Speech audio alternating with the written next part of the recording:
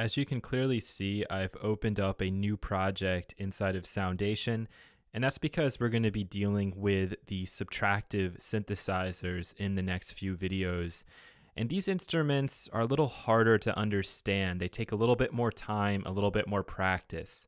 And if you've never worked with a subtractive synthesizer before, it would make sense for you to be working in a blank project like I have here. That way you're not distracted by everything else that's going on and you can focus on the instrument itself. So far we've been dealing with samplers, and with samplers we know that inside of that instrument there's actually an audio file, and when we click a key, all we're doing is playing back that little audio clip. With a subtractive synth, it works a little bit differently, and we're going to talk about those differences in this video.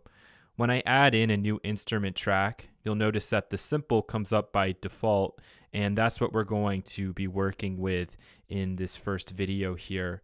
So if I look around here, there's nowhere for me to load up a sound, or at least nothing that I'm familiar with. I don't see a place to load a piano or to load a guitar. So with subtractive synthesizers, we're going to be working with different sound generators. And in the physical world, those come in the form of oscillators. And an oscillator is probably what you think. It's something that moves, it oscillates, it's a pattern, it's cyclical, and it actually vibrates fast enough to a point where our ears can pick up a tone, and then voltage has the ability to control what pitch it is that comes out. So if I'm playing some notes here,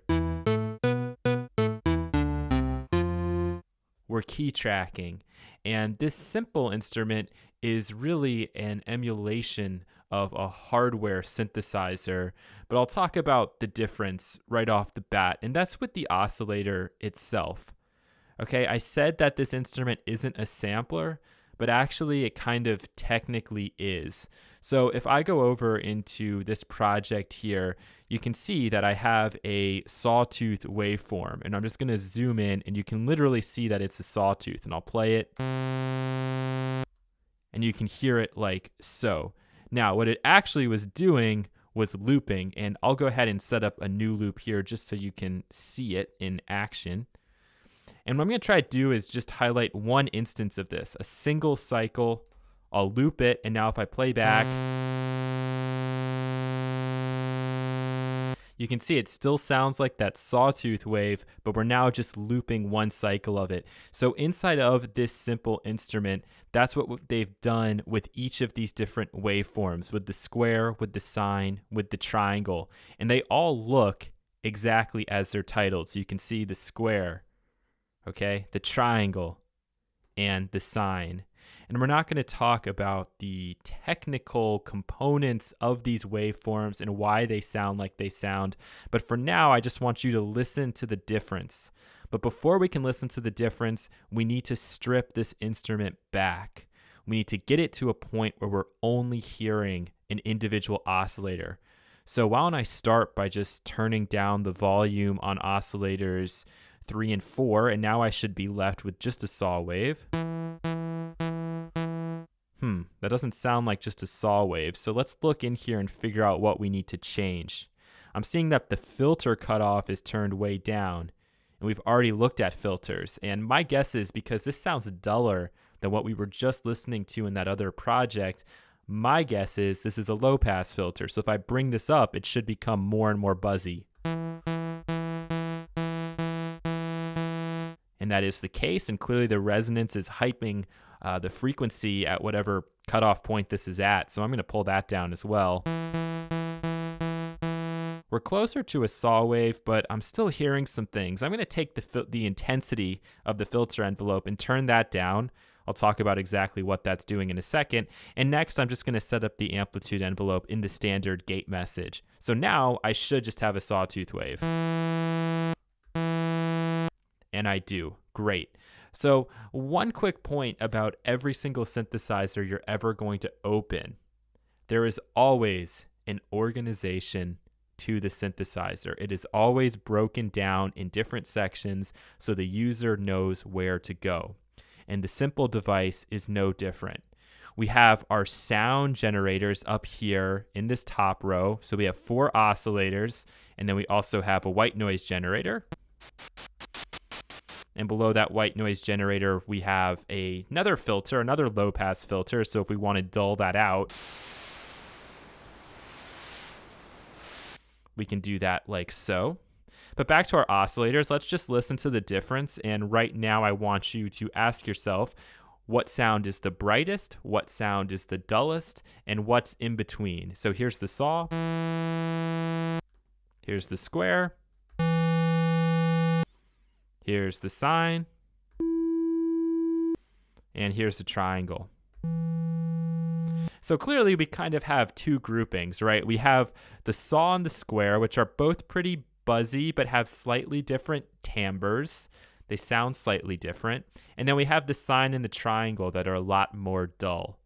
Okay, so that is kind of the overarching point here to the tone generators, is you need to know what sounds you're going for before you're going to choose the various oscillators.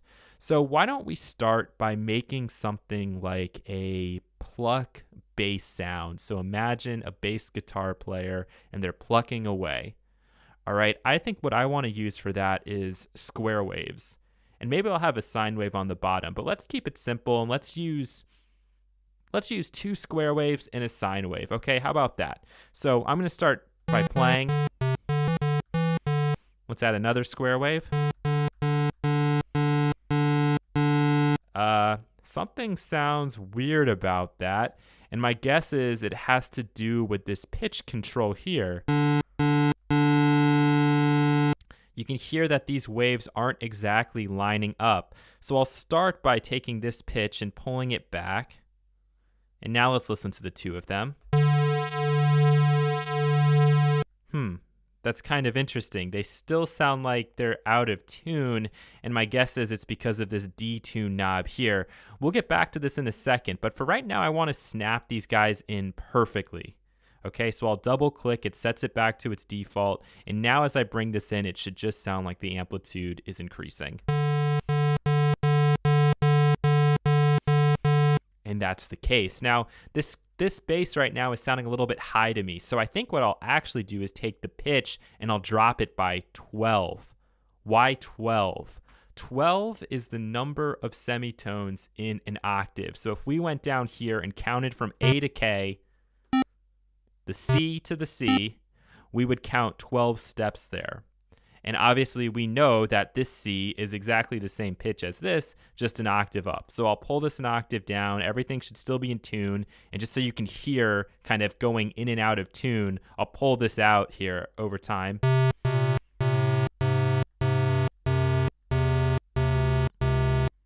And then 12.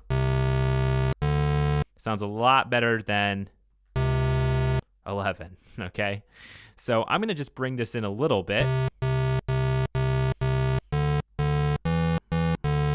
And then with the sine, I'm going to do the same thing. I'm going to bring this down 12. I can maybe even go all the way down 24. Let's try that.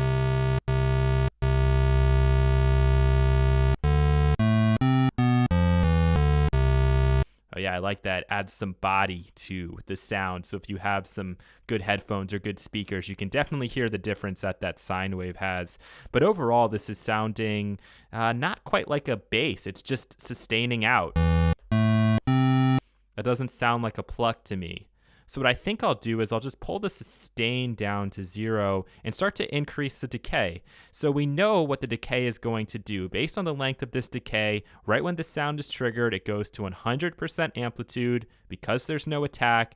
And the decay, this is how long it's going to take to get to this 0 level, the sustain. So if I put this up to 100 and I click a note, for me, that's probably a little bit too long, but notice if I just click and let go, the sound is cutting off really abrupt, and I don't really want that, so I think I'll add a little bit of release.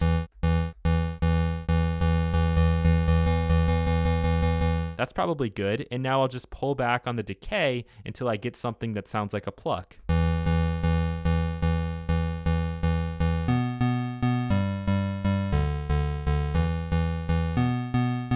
This is close, but there's one more thing we have to do, and that's to use the filter.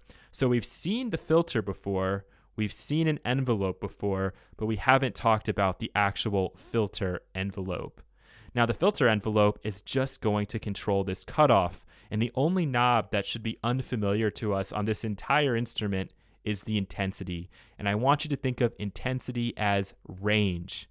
So right now, because the cutoff is at 100%, if the intensity is at 100%, it's not going to have any impact at all. But notice as I start to pull back on this cutoff,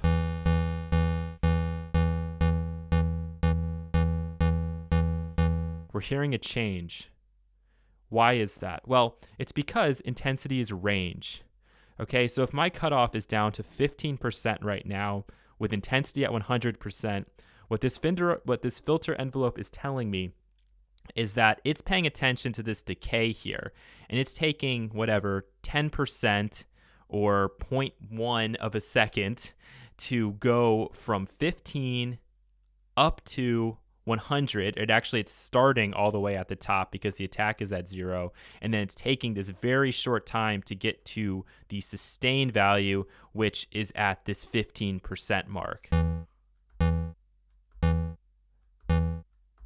So notice if I even tap here, we're actually still hearing the release, and it's sounding kind of awkward. And that's because right when I let go, it's going right to 15%. That's where it's snapping to. It's not doing that smoothly. And if I put the cutoff down to 0 when I let go, this release isn't doing anything because we need the filter release to kind of match this. It needs to be equal to or greater to sound natural, okay, to have it kind of fade out. So let me increase the decay here just quickly. And now listen as I start to bring this release up.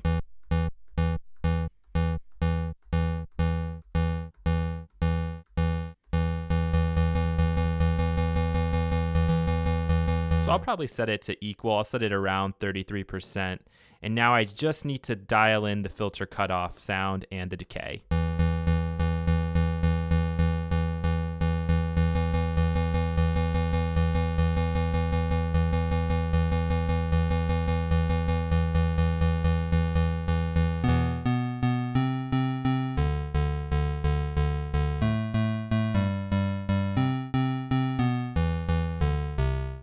So I'm really happy with that little bass pluck sound. We can do one more example. We'll do a classic one. Why don't we try to emulate a string ensemble? Let's say we're doing the viola or the violin ensemble. And I want you to think about a section of violins here quickly. If you've ever been in a concert hall and you've listened to a section of violins, you'll notice that the sound is huge, right? If you have 10 violins, it sounds like a lot more than 10 violins. And the reason for that is actually an acoustic phenomena, which is referred to as like phasing or things being slightly out of phase. And the idea there is that you can't tune two violins perfectly. No two instruments are made exactly the same, and no human ear is going to be able to tune two instruments exactly the same. You can get it really, really close, but the same, things identical don't exist in the real world. There's always slight changes. We're all different people. So there you go. But what I'm going to do here is bring this back to the gate message, turn off the filter intensity, pull the cutoff all the way up. And why don't we load up a bunch of different sawtooth waves? Okay, and we'll put the volumes all to be something similar. We'll pull our pitches back, and right now it's just going to sound like one loud sawtooth wave. But where this is going to get interesting, where this is going to start to get a little bit wider, where it's going to start to get rich and lush, the classic synthesizer sound that you're all so familiar with, is when I move this detune knob ever so slightly. Too much,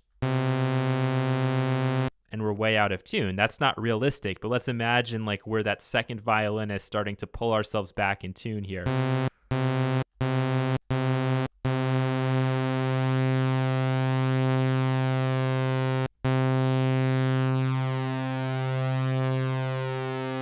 Remember, it's 100 cents for every semitone.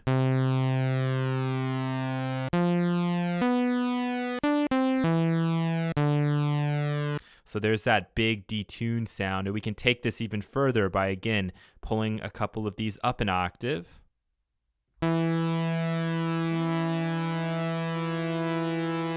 Maybe 2 octaves.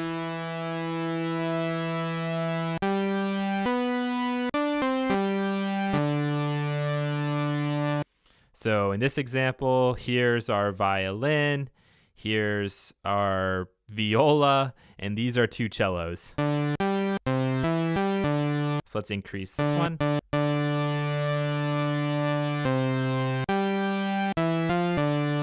Now to actually emulate the strings as if they're playing in a hall, let's mess around with the amplitude envelope a little bit. What I think I want to try to emulate is like when the violin player starts really loud and then kind of slowly fades that dynamic down to something a bit softer as they're coming back across with the bow on the string. So why don't we add some attack here?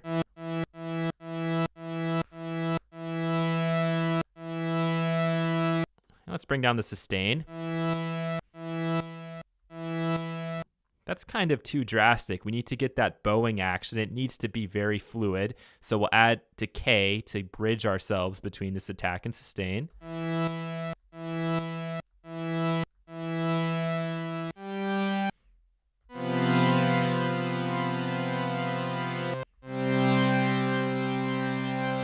There we go. And last but not least, to kind of emulate being in a hall, we'll increase the release.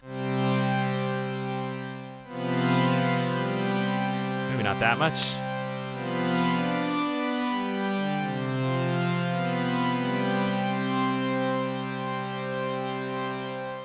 There we go. And now, just like what we talked about with the plucking bass sound, we kind of need to mimic this amplitude envelope in the filter envelope. So when it's at its loudest point, that's when we're hearing the most of the overtones, okay? So I'm going to start by pulling this back. Let's start to add some intensity. Add that attack.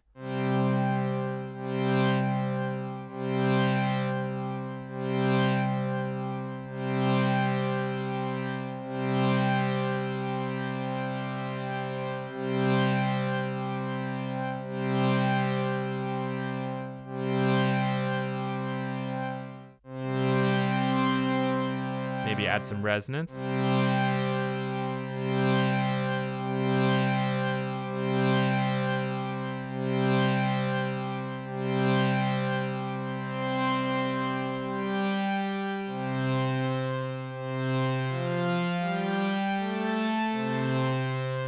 Maybe decrease a little on the release.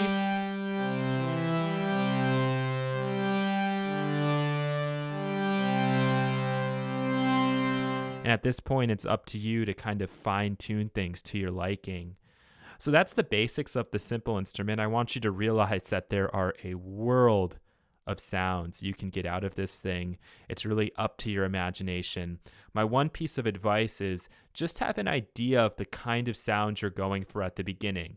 If you're going for a bass sound, make sure you're playing in the right octave range. If you're going for a lead sound or something that's going to be playing chords, think about those things.